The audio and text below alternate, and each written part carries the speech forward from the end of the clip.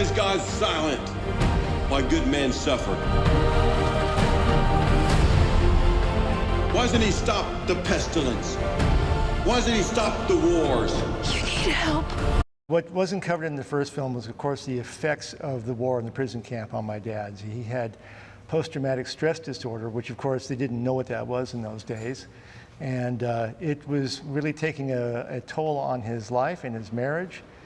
He began to self-medicate. He began to become very much a different person, very angry, very combative. I mean, if you cut him off on the roadway, he'd pull you over and pull you out of the car and beat the stuffing out of you. And so when he was at the end of his rope finally and went into that Billy Graham tent meeting in 1949 and was reconciled to his maker, and that changed his life, and his post-traumatic stress disorder was gone in an instant, miraculously. Now, that doesn't happen to everybody that comes to faith in Jesus Christ, but it happened to my dad. And it's just another miracle in his life that makes the story so compelling. Here tonight, there's a drowning man, just looking for some type of hope for the future. But there's a lifeline. Just reach out. Even when our father was reading the book, he waited 7 years to be able to read Unbroken, and he was so excited to get an advance copy.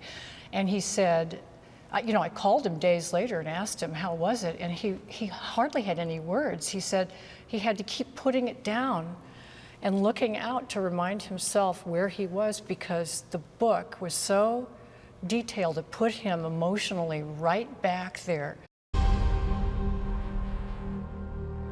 These men did terrible things to you.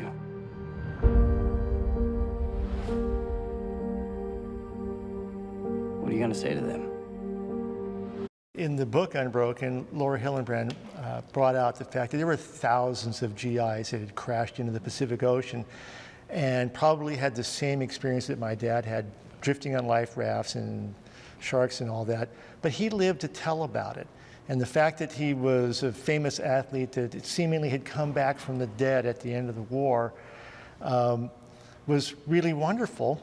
And it was a great story, but having the post-traumatic stress disorder and going down the tubes, his story would have never have had the impact that it had with him being able to find redemption and then be able to forgive his captors and indeed go back to Japan and look them in the eye and tell them, I love you and I forgive you. That's what makes the story so remarkable. Miracles didn't save me, Padre. A couple of atomic bombs did that.